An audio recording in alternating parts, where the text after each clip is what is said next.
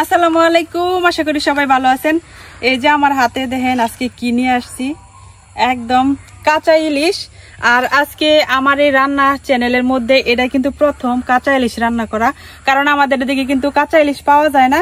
এই ইলিশটা কিন্তু অনেক দূর থেকে আসছে, একদম গফরগাঁও থেকে, মানে আমার বোন ওই ফ্রোজেন কইরা তারপর আমার বোন জামাইরে দিয়ে পাঠাই দিছি। তো ইলিশের সাইজটাও কিন্তু মাশাআল্লাহ অনেকটাই বড়। তো আজকে এই ইলিশটা দিয়ে রান্না করা হয়েছে সরষে ইলিশ। তো আমাদের এলাকায় আমি কোনো সময় এরকম সাইজের ইলিশ কোনোদিনও চোখে দেখি নাই। তো এই ইলিশগুলা কিন্তু অনেক দূরের, যার কারণে আমরা কিন্তু খাইতে পারি না, আর রান্না করা তো দূরের কথা, চোখেও দেখি না। আর যা খাই লবণ ইলিশ আর নয়তো জাটকা। তো এই ইলিশটা কিন্তু আমার রান্না চ্যানেলে এটাই প্রথম। এখন যা ইলিশটা কাটতে পারছে রেডি করে রান্না বসাই দিই।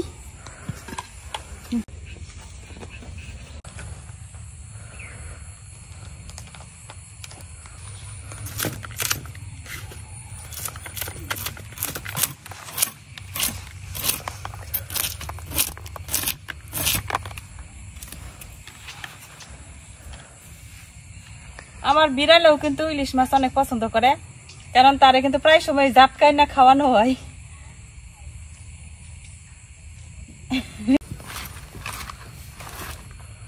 তো মাছটা আমি চুলাই নিছি, এখন কাটতে নিয়াম।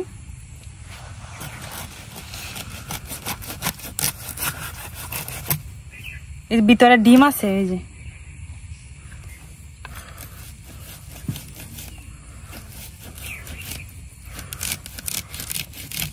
মাছটা কিন্তু ভিতরে এখনো বরফ হয়ে রয়েছে। তো এখন আমি মাছটারে পিস পিস করে কাটতে তারপরে পানিতে ভিজায় রাখবাম।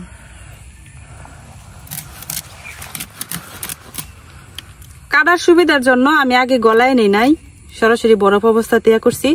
এখন আমি মাছটার পিস করে নিলাম।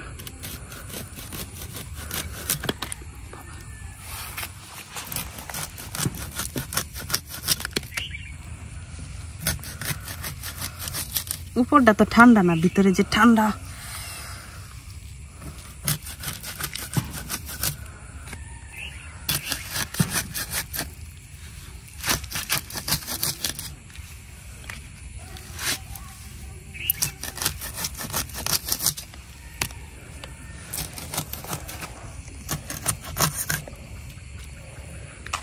এখন যে লেজাটা আছে মাছের, এই লেজাটা আর কাটতাম না, এটা দিয়ে ইলিশ মাছের লেজা ভর্তা করাম।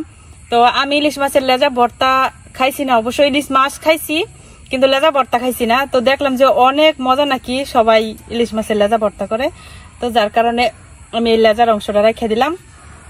আর হইতেছে ইলিশের মাথাটাও রেখে দিলাম, ইলিশের মাথাটা দিয়েও তারপরে কচু শাক দিয়ে রান্না করাম।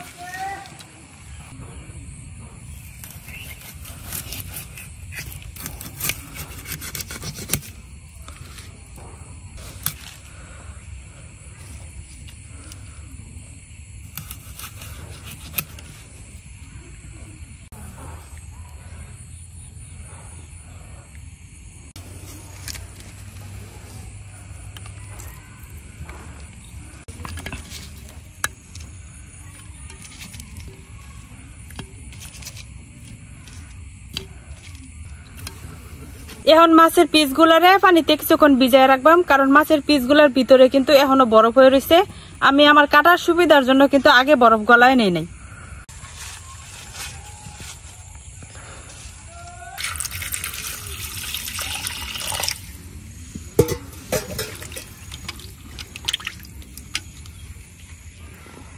মাছগুলা পানিতে ভিজানো থাক, আর এদিক দিয়ে আমি মশলাগুলা বাইতে নেই। তো এখন আমি সরিষা বাইতে নিলাম। আমি দুই ধরনের সরিষা নিছি, কালো আর সাদা। তো অল্প করে নিলাম, এই যে এখন এটার একটু ভালো করে ধুয়ে নিলাম, কারণ নাহলে সরিষার মধ্যে অনেক ছোট ছোট বালু আর মাটির দলা থাকে।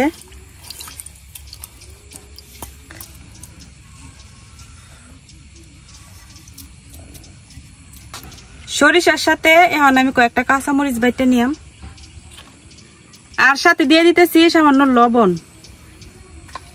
এখন ভালো করে বাইতে নিলাম সবকিছু।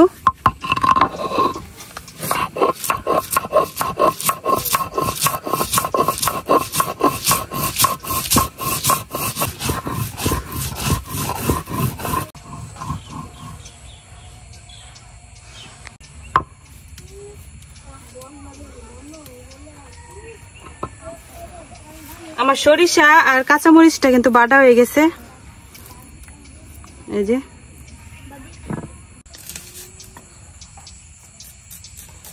এখন কয়েকটা পেঁয়াজ কেটে নিতেছি।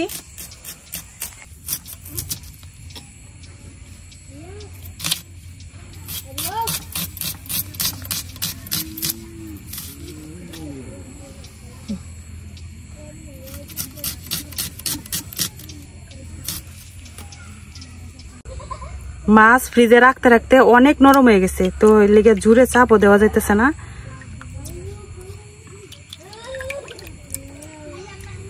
একদম তরতাজা ইলিশ খাওয়ার ভাগ্য তো আর আমরা নাই। হলুদ, লবণ,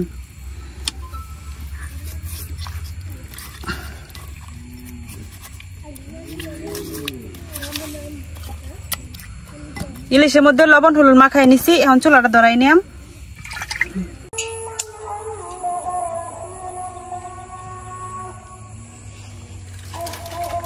যেহেতু মাছগুলো অনেকটা নরম হয়ে গেছে, যার কারণে আমি হালকা একটু ভাজা নিলাম আগে, আর নয়তো কিন্তু কাঁচা দিয়ে রান্না করলে খাইতে বেশি ভালো লাগতো। মাছগুলা ভাজা নিলাম সর্ষের তেলে। এখন দিয়ে দিতেছি সর্ষের তেল।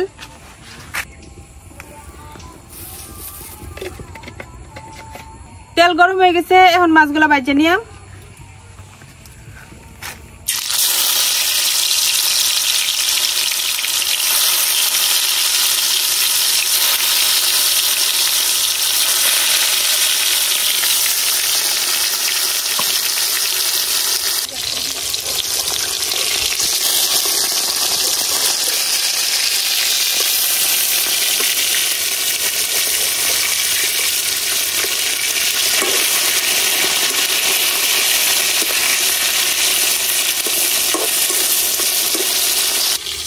মাছটা আমি হালকা ভাজা নিছি, এখন উড়াই নিতেছি।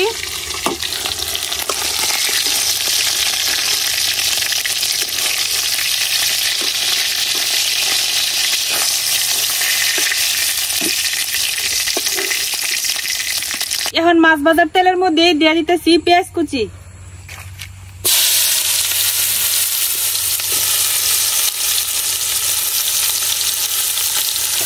পেঁয়াজটারে এখন একটু লাল লাল করে ভাজা নিলাম। অনেকেই বলতে পারেন যে মাছ কাটলেন একটা আর রান্না করতেছেন মাত্র কয়েক পিস, মানে আমরা ঘরে মানুষ খুব কম, আমরা 4 জন, যার কারণে এখানে কিন্তু এইটুকুই দিচ্ছি। আর বাকি যে মাছটা আছে ওইটা দিয়ে আমি আরেকটা রেসিপি করাম, যার কারণে ওইটা আর আজকে রান্না করছি না। আর আমরা ঘরে সবাই কিন্তু ইলিশ মাছটা পছন্দ করে না, কয়েকজন মাত্র খাইতে পারে, আর গন্ধটা নাকি সহ্য হয় না কি কয়েকজনের। পেঁয়াজটা আমার হালকা ভাজা হয়ে গেছে। এখন পেঁয়াজের মধ্যে অল্প একটু কালো জিরা দিয়ে দেন, এই যে এরকম একটু সামান্য, কারণ মাছ আমার অল্প।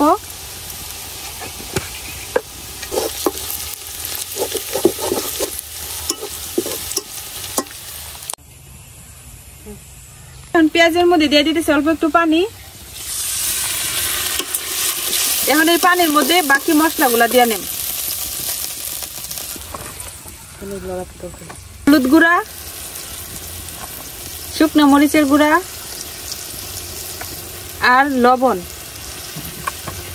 আর যে সরিষা আর কাঁচা মরিচটা বাইটে রাখছিলাম ওইটা দিয়ে দিতেছি। এখন সবকিছু আরেকবার একটু কষাই নিলাম ভালো করে।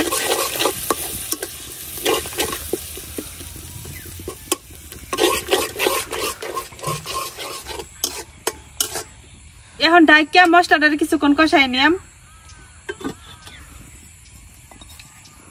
কত সভ্য ভদ্র আমার বিড়াল, এই যে তার সামনে মাছ, ইলিশ মাছ রাখা দিছি, কিন্তু হ্যাঁ একটুও ধরতো না।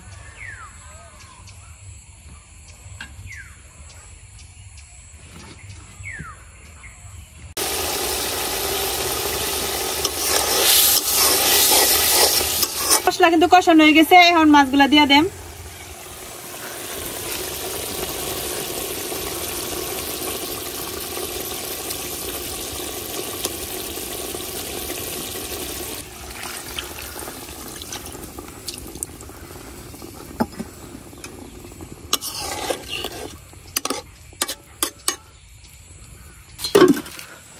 এখন ডাইকা রান্না করে নিলাম।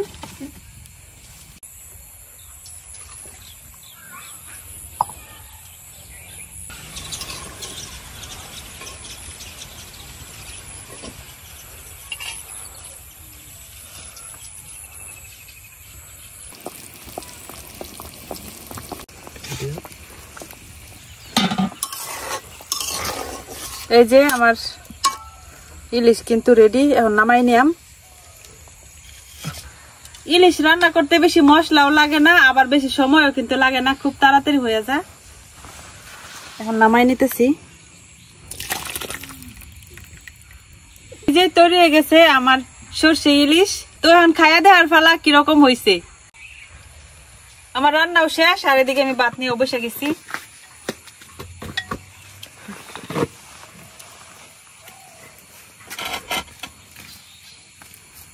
বহুদিন পরে আজকে কাঁচা সরষে ইলিশ রান্না করলাম। এখন খায়া দেখার পালা যে কিরকম হয়েছে।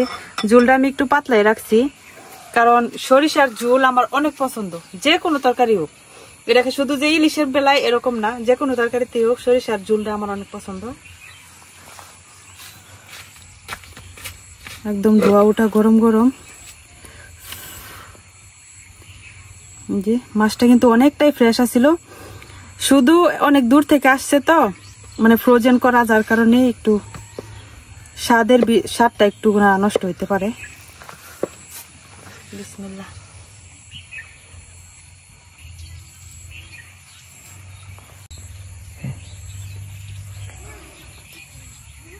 এই সরিষার ঝোলটাই আমার সবচেয়ে পছন্দের।